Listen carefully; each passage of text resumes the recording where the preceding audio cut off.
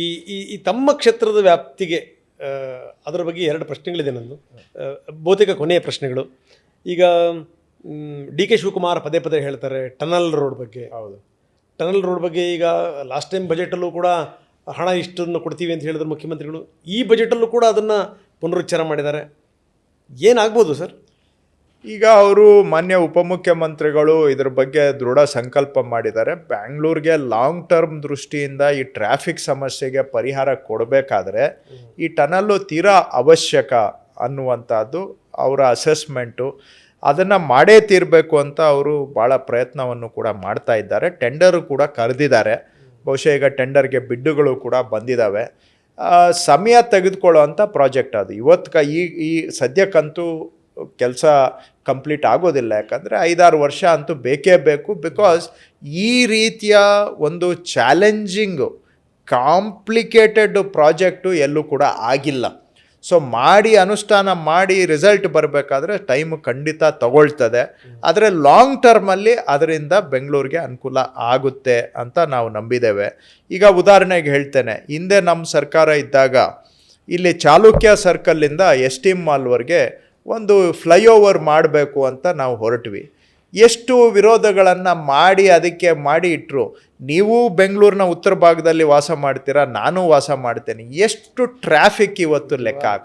ಈಗ ನೀವು ಹೈದರಾಬಾದ್ಗೆ ಹೋದರೆ ಸಿಟಿ ಸೆಂಟರಿಂದ ಏರ್ಪೋರ್ಟ್ಗೆ ಫ್ಲೈಓವರ್ ಮಾಡಿದ್ದಾರೆ, ಅಲ್ಲಿ ಮಾಡ್ತಾರೆ. ನಮ್ಮದಲ್ಲಿ ಮಾಡೋಕ್ಕೆ ಹೋದರೆ ಏನು 101 ಅದಕ್ಕೆ ವಿಘ್ನಗಳನ್ನು ತಗೊಂಡು ಬಂದು ಅಪಪ್ರಚಾರ ಮಾಡಿದರು. ಇವತ್ತು ನೀವು ಏನೋ ಕಷ್ಟಪಟ್ಟು ಹೆಬ್ಬಾಳ ಫ್ಲೈಓವರನ್ನು ನಾವು ವೈಡನಿಂಗ್ ಮಾಡಿದ್ದೇವೆ, ಆದರೂ ಕೂಡ ಸಮಸ್ಯೆ ಪರಿಹಾರ ಆಗಿಲ್ಲ. ನೀವು ವಾಪಸ್ ಹೋಗ್ಬೇಕಾದ್ರೆ, ಏರ್ಪೋರ್ಟ್ ಕಡೆಗೆ ಹೋಗ್ಬೇಕಾದ್ರೆ ಇವತ್ತಿಗೂ ಕೂಡ ಅಲ್ಲಿ ಟ್ರಾಫಿಕ್ ಜಾಮ್ ಇರುತ್ತೆ. ಈಗ ಸಿಟಿ ಒಳಗಡೆ ಬರಬೇಕಾದ್ರೆ ಹೆಬ್ಬಾಳ ಫ್ಲೈಓವರ್ ಕ್ರಾಸ್ ಆದರೂ ಕೂಡ ನೀವು ಮೇಕ್ರಿ ಸರ್ಕಲ್ ಅಲ್ಲೆಲ್ಲ ಜಾಮ್ ಇದೆ. ಇವತ್ತು ಆವತ್ತು ಇದಕ್ಕೆ ಆಗ್ತಾ ಇದ್ದಿದ್ದು 1200 ಕೋಟಿ, ಏನು ಚಾಲುಕ್ಯ ಸರ್ಕಲ್ಲಿಂದ ಹಿಡಿದು ST ಮಾಲ್ವರೆಗೆ ಈ ಫ್ಲೈಓವರ್ ಆಗಿಬಿಟ್ಟಿದ್ದಿದ್ರೆ ಇವತ್ತು ಎಷ್ಟು ಸುಗಮ ಸಂಚಾರ ಆಗ್ತಾಯಿತ್ತು. ಒಂದು ಕಡೆ ಇಂಥ ಪ್ರಾಜೆಕ್ಟಿಗೆ ವಿರೋಧನೂ ಮಾಡ್ತಾರೆ, ಇನ್ನೊಂದು ಕಡೆ ಟ್ರಾಫಿಕ್ ಪ್ರಾಬ್ಲಮ್ಗೆ ಏನೂ ಸೊಲ್ಯೂಷನ್ ಮಾಡಲಿಲ್ಲ ಅಂತಲೂ ಟೀಕೆ ಮಾಡ್ತಾರೆ. ಈ ರೀತಿಯ ದ್ವಂದ್ವಗಳಿಂದ ನಗರದ ಅಭಿವೃದ್ಧಿ ಆಗೋದಿಲ್ಲ. ಕೆಲವು ದೀರ್ಘಕಾಲದ ಯೋಜನೆಗಳನ್ನು ನಾವು ದೃಢ ಸಂಕಲ್ಪ ಮಾಡಬೇಕು ಅಂಥ ಪ್ರಯತ್ನವನ್ನು ಶಿವಕುಮಾರ್ ಅವರು ಮಾಡ್ತಾ ಇದ್ದಾರೆ. ಆದಷ್ಟು ಶೀಘ್ರವಾಗಿ ಆಗಬೇಕು, ಬಟ್ ಟೈಮ್ ತಗೊಳುತ್ತೆ ಅವೆಲ್ಲ. ಅಲ್ಲ, ಏನಂದರೆ ಈ ಬೆಂಗಳೂರಿನ ಪ್ರಕೃತಿಗೆ ವಿರುದ್ಧವಾಗಿ ನೀವು ಬಂಡೆಗಳನ್ನು ನೋಡಿದ್ದೀರಿ. ಈ ಮುಖಾಂತರ ಏನಂದ್ರೆ ನಾಳೆ ಬೆಂಗಳೂರಿಗೆ ಅಪಾಯ ಇದೆ. ಇಲ್ಲ, ಅದೆಲ್ಲ ನನ್ನ ಪ್ರಕಾರ, ನಾನು ವೈಜ್ಞಾನಿಕ ತಜ್ಞ ಏನಲ್ಲ, ಆದರೆ ಟನಲ್ ಮಾಡೋದ್ರಿಂದ ಅಪಾಯ ಅಂತೂ ಇಲ್ಲ. ಯಾಕಂದರೆ ಈಗ ಮೆಟ್ರೋಗೂ ಸುಮಾರು ಟನಲ್ ಮಾಡಿದ್ದೀವಿ. ದೇಶ ವಿದೇಶಗಳಲ್ಲಿ ಎಂತೆಂಥ ದೊಡ್ಡ ಟನಲ್ಗಳು ಮಾಡಿದ್ದಾರೆ. ಆ ಟನಲ್ಗಳಿಂದ ನಾನು ತಿಳ್ಕೊಂಡ ಹಾಗೆ ಆ ರೀತಿಯ ವೈಜ್ಞಾನಿಕವಾಗಿ ಯಾವುದು ಕೂಡ ಅಪಾಯ ಇಲ್ಲ. ವಿರೋಧ ಮಾಡೋದಕ್ಕೆ ಇದೊಂದು ನೆಪ ಅಷ್ಟೇ ಅಂತ ನಾನು ಭಾವಿಸ್ತೇನೆ. ಬಟ್ ಅದರಿಂದ ಅಪಾಯ ಅಂತೂ ಇಲ್ಲ ಅಂತ ನನ್ನ ನಂಬಿಕೆ. ಈ ನೀಲನಕ್ಷೆನಲ್ಲಿ ಎಲ್ಲೋ ಕೆಲವೊಂದು ದೋಷಗಳಿದೆ. ಯಾವುದೋ ಈ ನಾರ್ತ್ ಈಸ್ಟ್ದ ಯಾವುದೋ ಒಂದು ಹೆಸರಿನಲ್ಲಿ ಸೇರಿಸ್ಬಿಟ್ರು, ಏನೋ ಅವಸರವಾಗಿ ಇದನ್ನೆಲ್ಲ ಮಾಡಿದ್ರು. ಏನಿಲ್ಲ, ಈಗ ಅವಸರ ಏನಿಲ್ಲ. ಚರ್ಚೆ ಆರಂಭ ಆಗಿ 2.5 ವರ್ಷ ಆಯ್ತಲ್ಲ. ಆಮೇಲೆ ನೀಲಿ ನಕ್ಷೆಯನ್ನು ಯಾವಾಗ ಬೇಕಾದರೂ ಟೆಕ್ನಿಕಲ್ ಎಕ್ಸ್ಪರ್ಟ್ಸ್ ಇದ್ದಾರೆ, ಅವ್ರು ಮಾಡುವಂಥದ್ದು. ನಾನು, ನೀವು ಅಥವಾ ಶಿವಕುಮಾರ್ ಅವ್ರು ಕೂತ್ಕೊಂಡು ಮಾಡೋದಿಲ್ಲ.